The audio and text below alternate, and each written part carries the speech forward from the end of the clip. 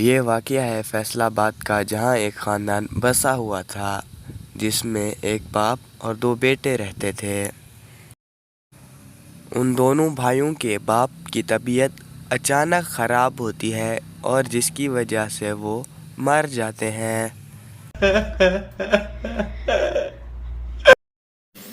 بابا تو چلے گئے، اب ہمارا کیا ہوگا؟ اب ہمارا گھر کیسے چلے گا؟ یہ تو بہت زیادہ دکھ کی بات ہے۔ ارے چھوٹے، تو پریشان مت ہو، کوئی نہ کوئی سبب بن ہی جائے گا۔ اب ہم دونوں ہی محنت مزدوری کر کے گھر کو چلائیں گے۔ اچھا چلو، کوئی کام ڈھونڈنے کے لیے چلتے ہیں۔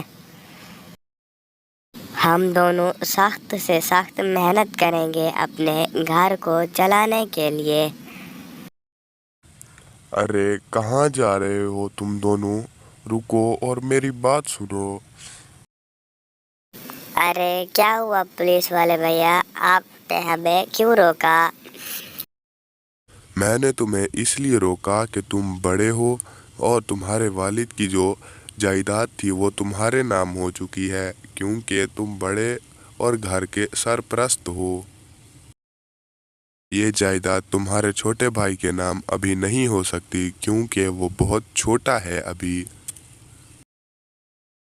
ارے انکل، آپ کا بہت بہت شکریہ ہمیں یہ بتانے کے لیے۔ ارے چھوٹے، چلو ہم اپنے کام پر نکلتے ہیں۔ ارے بھائی، یہ دیکھو ہماری بجلی کا بل اتنا زیادہ آیا ہوا ہے۔ ہم لوگ بہت زیادہ غریب ہیں، اب ہم یہ کیسے ادا کریں گے؟ اچھا بھائی، پریشان ہونے کی کوئی بات نہیں، یہ بل میں بھر دیتا ہوں، اگلا بل آپ بھر دینا۔ ارے چھوٹے، جلدی جا اور اسے بھر کے آ، ورنہ اس پہ چارجز لگ جائیں گے۔ ٹھیک ہے بھائی، آپ جیسا کہتے ہیں میں ویسا کر لیتا ہوں۔ اسی طرح کچھ دن گزرنے کے بعد اگلا بل جب آتا ہے تو ارے بھائی، یہ دیکھو یہ بل تو اس سے بھی زیادہ ہے۔ کیا اتنا زیادہ مہنگی بجلی ہو گئی؟ میں یہ بل نہیں بھرنے والا، یہ تم ہی بھرو۔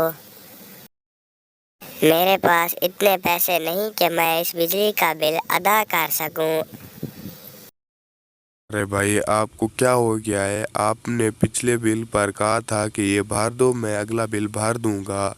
اب خاموشی سے جائیں اور اسے ادا کر کے آئیں۔ نہیں، میں نہیں دینے والا، تم جاؤ، جو کرتے ہو کر لو، یہ بل تو میں نہیں دوں گا۔ آج کے بعد نہ تم میرے ساتھ رہو گے نہ میں تمہارے ساتھ رہوں گا۔ مجھے اپنے والد کی جائیداد کا حصہ دو اور یہ بل بھی جا کے خود بھرو۔ حصہ چاہیے تمہیں؟ ابھی لاتا ہوں تمہارا حصہ اور اس بل کے پیسے۔ اس کو تو آج سبق سکھانا ہی پڑے گا، حصہ مانگ رہا ہے۔ ارے چاچا، اپنا وہ خنجر دینا، میں نے کام کرنا ہے اس سے۔ ارے بھائی، تم نے کیا کام کرنا ہے پہلے مجھے بتاؤ، میں ایسے نہیں دوں گا۔ ارے چاچا، میری چھری خراب ہوئی پڑی ہے، گھر والے اس سے سبزیاں کاٹتے ہیں۔ اچھا ٹھیک ہے، تم اسے جلدی واپس کر جانا۔ ٹھیک ہے، میں اسے جلدی واپس کر جاؤں گا۔ ابھی تجھے حصہ دیتا ہوں، رک ذرا، آج میں تجھے بتاتا ہوں۔ ارے بھائی، یہ خنجر کس لیے لے کے آ رہے ہو؟ تو رک ذرا، تجھے آج تیرا حصہ دیتا ہوں۔ یہ کہہ کر اس نے اپنے چھوٹے بھائی کو مار ڈالا۔ تھوڑی دیر بعد وہاں پر پولیس آتی ہے اور اسے گرفتار کر لیتی ہے۔